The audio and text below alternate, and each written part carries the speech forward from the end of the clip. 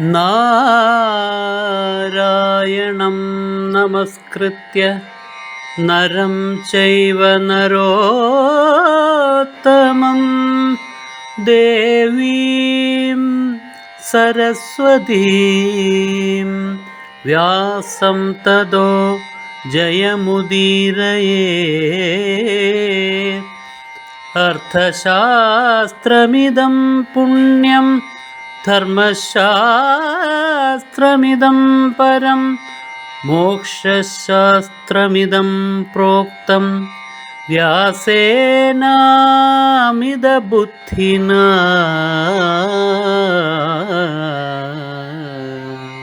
യഥാ ഘോരോ മഹാനാഗ തക്ഷകോ വൈ വിഷോൽബണ.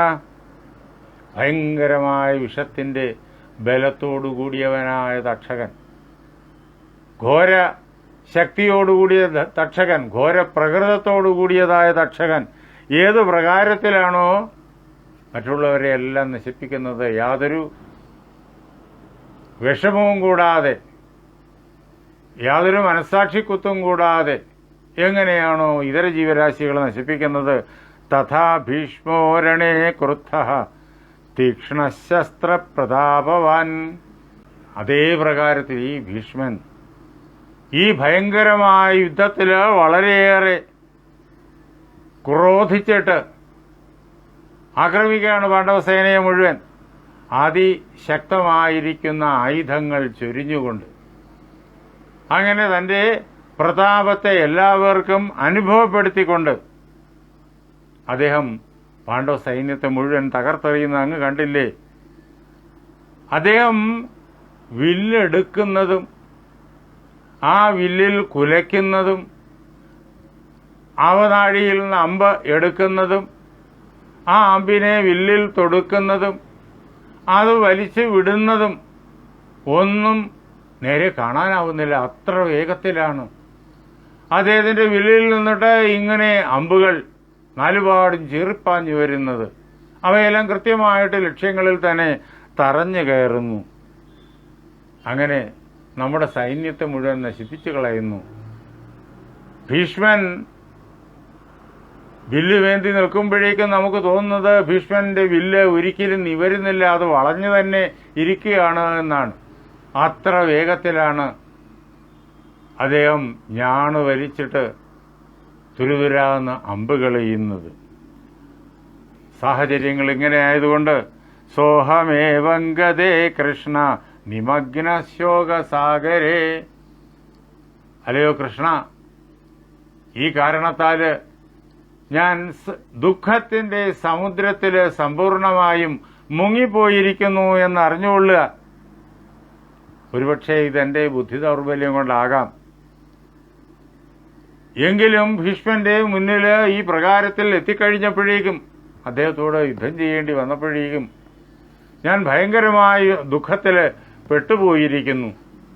ഇനി എന്തു വേണം എന്ന് ഞാൻ ചിന്തിച്ചു പോവാണ്. എൻ്റെ മനസ്സിൽ ദൗർബല്യം വർദ്ധിച്ചേ വരുന്നു. ഈ യുദ്ധം എന്തിനിങ്ങനെ തുടരണം? യുദ്ധം ആരംഭിച്ചത് തന്നെ ജയിക്കാൻ വേണ്ടിയിട്ടാണ്. ഇപ്പോഴിതാ പരാജയം മുന്നിൽ നേരിട്ട് കണ്ടുകൊണ്ടിരിക്കുന്നു ഭീഷ്മന്റെ കൈകളാൽ. അപ്പോൾ ഈ യുദ്ധം എന്തിനിങ്ങനെ തുടരണം? വനം യാസ്യാമി ദുർധർഷ ശ്രേയോ വൈ തത്രമേകതം. അല്ലയോ കൃഷ്ണ, വനത്തിലേക്ക് പോകാം എന്ന് ഞാൻ ചിന്തിക്കുന്നു. യുദ്ധമെല്ലാം മതിയാക്കിയിട്ട് എനിക്ക് രാജ്യവും വേണ്ട, കിരീടവും വേണ്ട, സിംഹാസനവും വേണ്ട, യുദ്ധവിജയങ്ങളും വേണ്ട, ഒന്നും വേണ്ട. ഇതിനേക്കാളും നല്ലത് കാനനത്തിൽ പോയി വസിക്കുകയാണ് എന്ന് ദുഃഖത്തോടുകൂടിയിട്ട് കൃഷ്ണനോട് യുധിഷ്ഠിരൻ ചോദിക്കുമ്പോൾ കൃഷ്ണൻ അതിന് മറുപടി പറയുകയാണ്. ഒന്നുകൂടി യുധിഷ്ഠിരൻ പറഞ്ഞു അവസരത്തിൽ, യതി തേഹമനുഗ്രാഹ്യോ ഭ്രാതൃഭി സഹ കേശവ.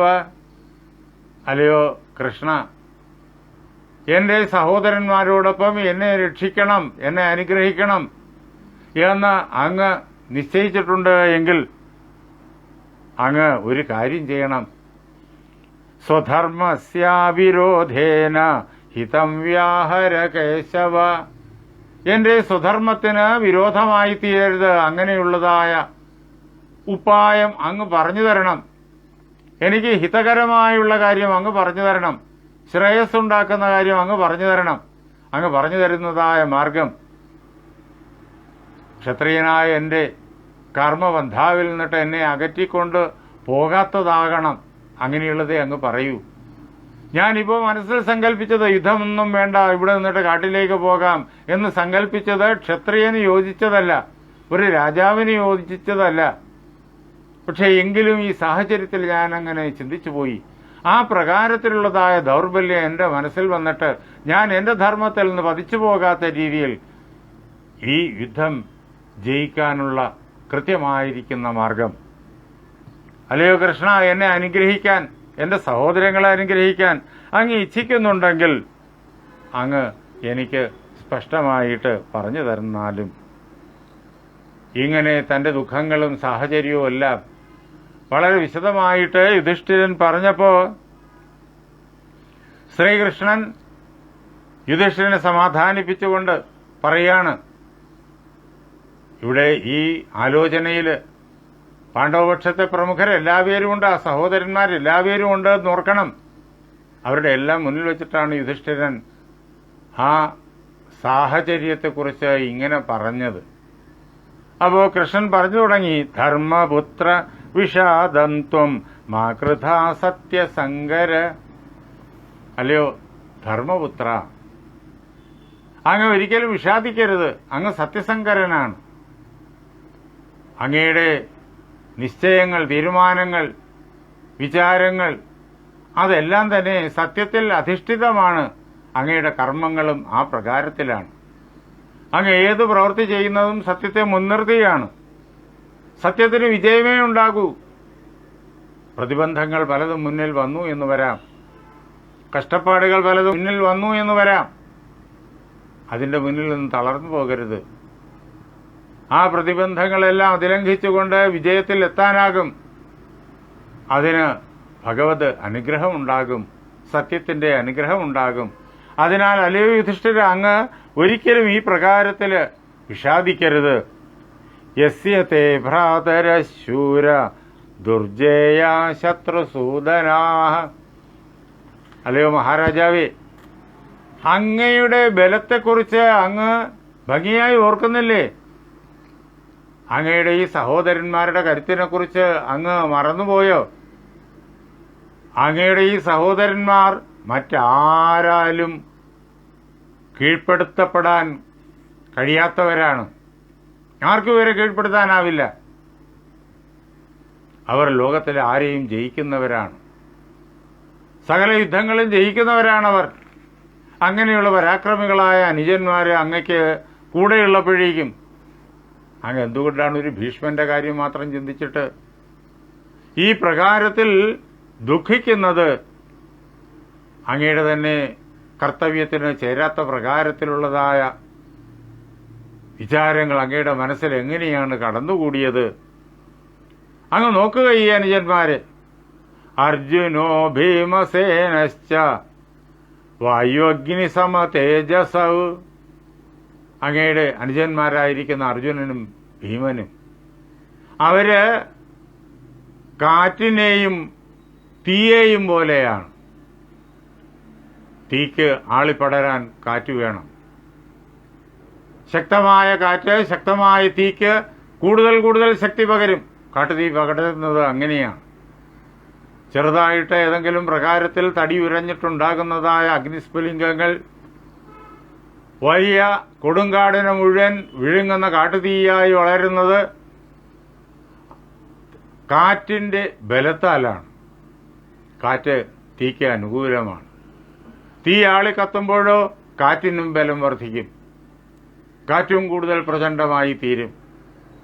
അങ്ങനെ കാറ്റുകൊണ്ട് തീയും ബലിഷ്ഠമാകും, തീ കൊണ്ട് കാറ്റും ബലിഷ്ഠമാകും.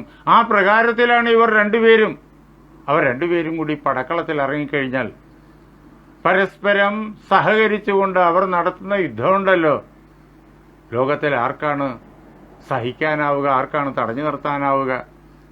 എന്ന് മാത്രമല്ല, മാദ്രീ പുത്രൗജ വിക്രാന്തൗ ത്രിദശാനാം ഇവേശ്വരൗ. ഈ മാദ്രീപുത്രന്മാർ അങ്ങയുടെ അനുജന്മാരായിരിക്കുന്ന നകുലനും സഹദേവനും അവർ മഹാപരാക്രമികളാണ്. ഇന്ദ്രന്മാരെ പോലെയാണവർ.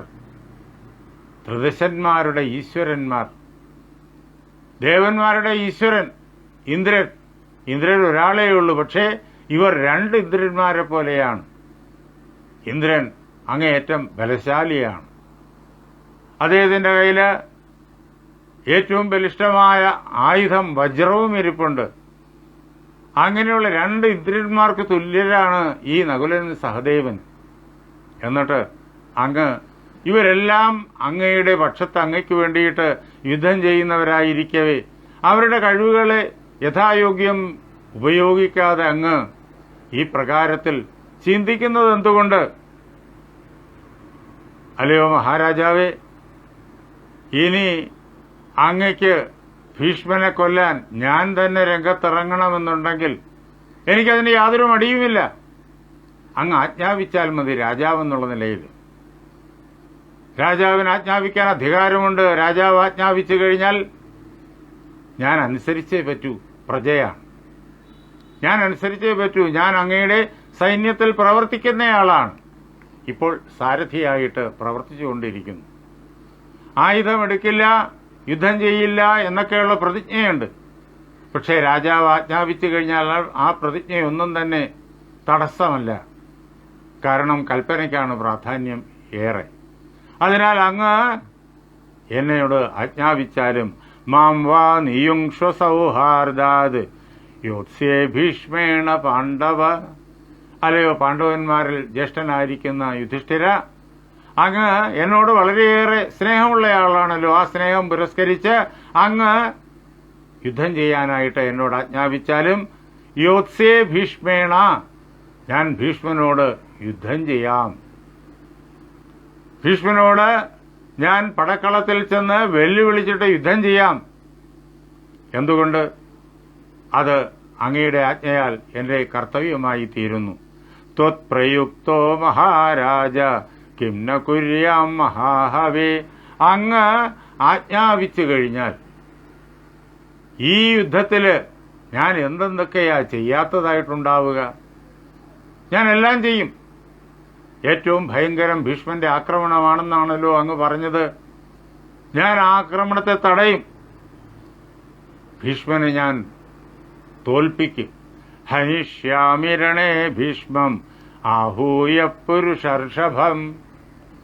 ഈ ലോകം കണ്ടിട്ടുള്ള ധീരന്മാരായ യോദ്ധാക്കളിൽ വെച്ചിട്ട് ഒന്നാമത്തേവനായിരിക്കുന്ന ഈ ഭീഷ്മനെ ഞാൻ പടക്കളത്തിൽ ചെന്ന് നേരിട്ട് യുദ്ധത്തിന് വെല്ലുവിളിക്കും.